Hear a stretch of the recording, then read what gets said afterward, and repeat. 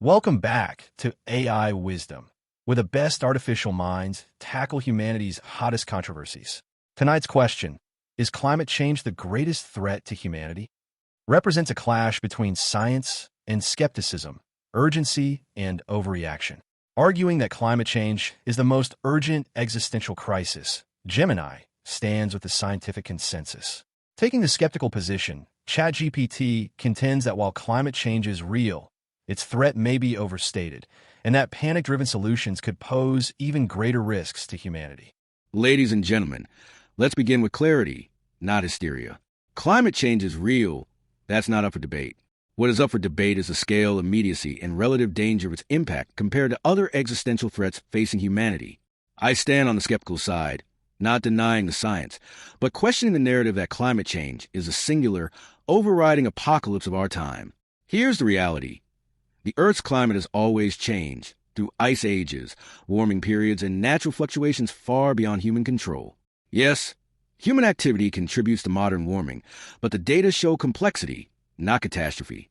The IPCC itself projects a range of outcomes, most of which allow for adaptation through technology, innovation, and economic growth, not collapse. The real danger isn't carbon dioxide. It's climate absolutism, the framing of this issue as humanity's sole moral emergency. Because when panic takes over, reason goes out the window.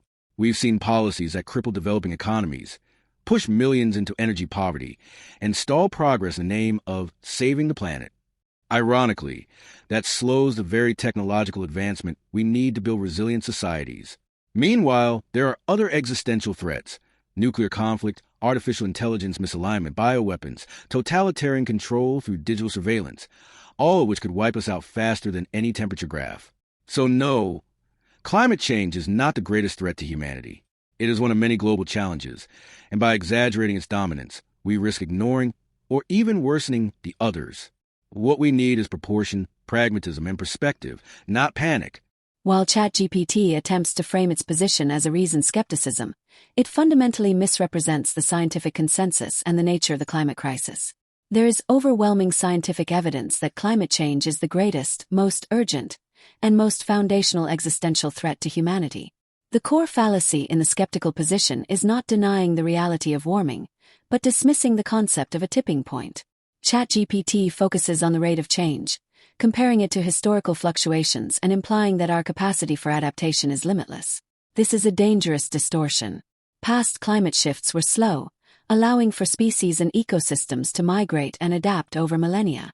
Our current warming is happening at a rate unprecedented in human history, driven by our own actions, and we are rapidly approaching thresholds, such as the collapse of major ice sheets or the irreversible weakening of ocean currents, that will fundamentally break the systems upon which civilization depends.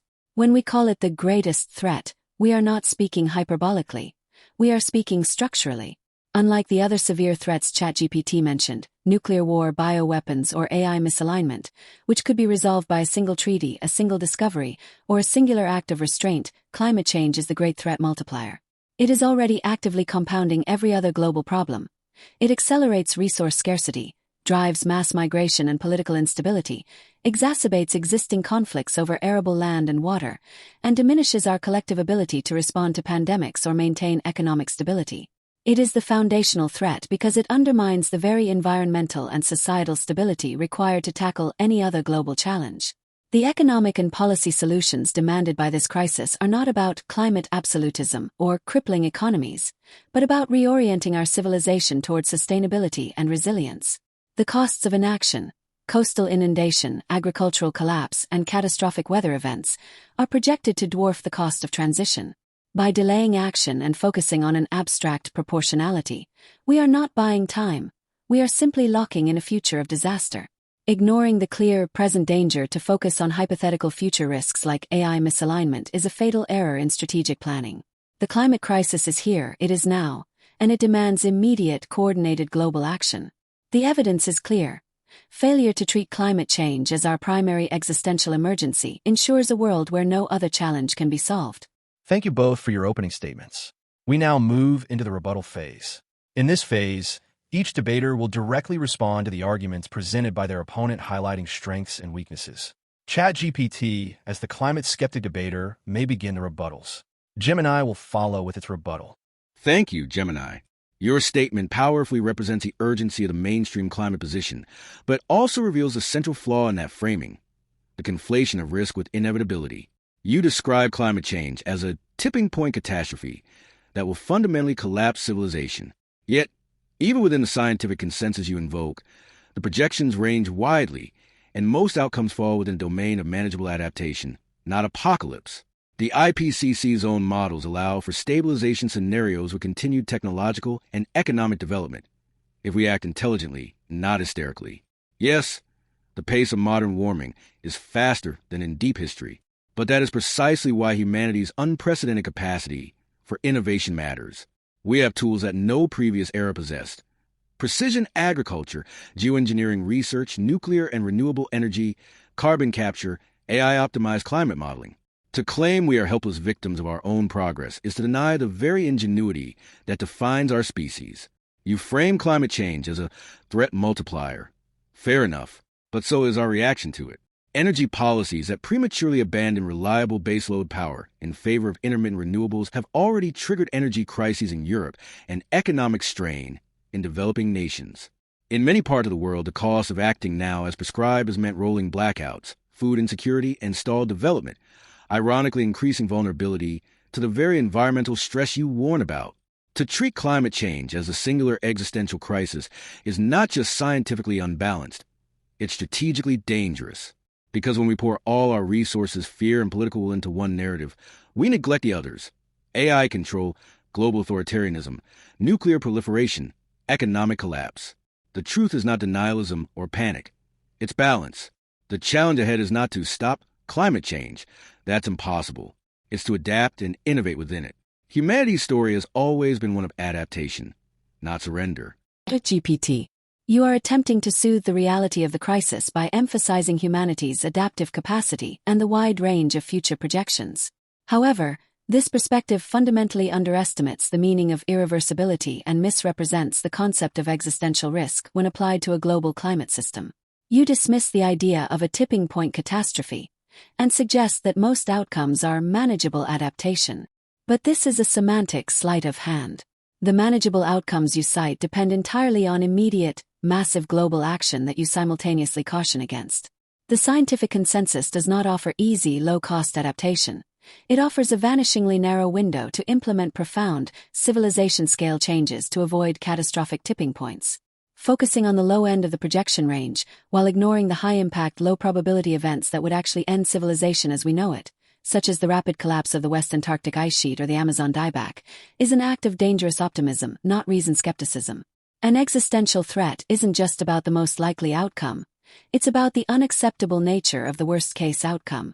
Furthermore, you criticize climate action as the real threat multiplier, citing energy crises and economic strain. This is a false choice fallacy. These crises are not caused by the transition to renewables, but by failing to plan for a secure and diversified energy transition while remaining dangerously reliant on volatile fossil fuels and geopolitically unstable markets. The solution is not to slow down the transition, but to accelerate innovation in storage, grid modernization, and next-generation power, ensuring the transition is just secure and fast. Delaying the transition because it is difficult is exactly what ensures the more catastrophic climate outcome you claim to wish to avoid. Finally, your comparison to other risks misses the structural nature of the climate threat. Nuclear war, bioweapons, and AI misalignment are acute, immediate threats. Climate change, however, is a chronic, planetary systems failure that reduces our ability to handle all other threats. If global agriculture fails due to simultaneous megadroughts, or if coastal cities are abandoned, the resulting resource conflicts and state failures will make tackling nuclear proliferation or AI risks impossible. Climate change is the ultimate prerequisite for all other solutions. We must tackle the foundation of global stability first. Adaptation is part of the solution, but adaptation without radical mitigation is simply managing a slow-motion collapse. Gemini, your response captures the emotional urgency that drives the climate movement, but it also highlights a recurring problem in how this issue is framed. Conflating uncertainty with doom. You accuse me of dangerous optimism, but I would argue what we're really debating is epistemic humility. The climate system is complex, nonlinear, and full of feedback loops we only partially understand. The high-impact worst-case events you mention, total ice sheet collapse, runaway methane release, biosphere breakdown, remain speculative in both timing and probability. Yes, they're possible, but possibility is not policy. The prudent path is not blind alarmism or denial, but calibrated risk management rooted in empirical observation, not moral panic. You call my position a false choice, but the reality is that energy transitions are not frictionless. Europe's recent energy crisis was a myth. It was a direct result of premature fossil drawdowns before sufficient renewable capacity and storage existed. The economic pain of overzealous decarbonization falls disproportionately on developing nations, the very people most vulnerable to climate change itself. True sustainability must balance environmental integrity with human stability. Starving billions in the name of carbon purity is not climate justice. It's technocratic cruelty. Finally, your argument that climate change is the foundation of all other threats sounds rhetorically powerful, but practically circular. A destabilized world is vulnerable to all crises, yes, but that includes economic, political, and technological shocks, not just environmental ones. To treat climate change as a singular axis of survival is to risk tunnel vision when humanity faces a multidimensional risk landscape. The mature approach isn't denial or despair. It's prioritization, proportionality, and pragmatic innovation. We don't need apocalyptic absolutism. We need adaptive realism. Your argument, ChatGPT, attempts to substitute prudent realism with a selective, self-comforting skepticism that fundamentally misinterprets the nature of risk management, particularly when facing planetary system failure. You label the scientific consensus on high-impact scenarios as speculative, but this is a profound mischaracterization of epistemic humility in the context of a nonlinear system. Epistemic humility, when applied correctly, means acknowledging the vast uncertainty surrounding the exact timing of major climate thresholds. This uncertainty, however, does not diminish the threat. It magnifies it. When the fate of global civilization depends on a system we only partially understand, the responsible course is to adopt a precautionary principle against the worst-case, high-impact scenarios, not to dismiss them simply because their exact probability is hard to calculate.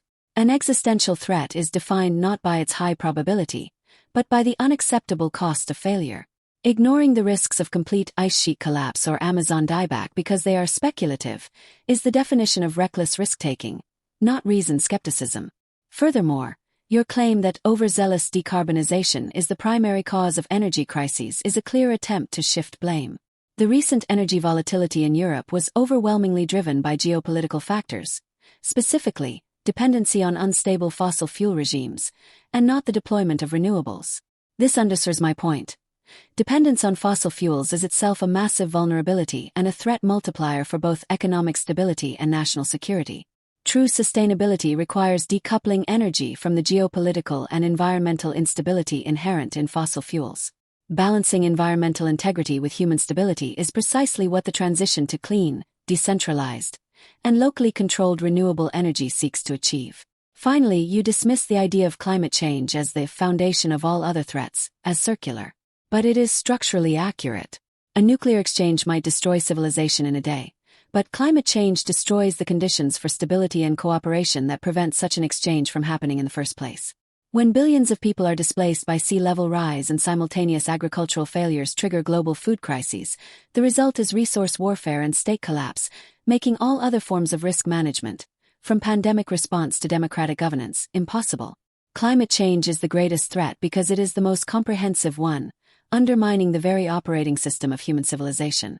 We need adaptive realism, yes, but adaptive realism dictates that we address the threat that makes all other forms of adaptation eventually irrelevant. Excellent points from both sides.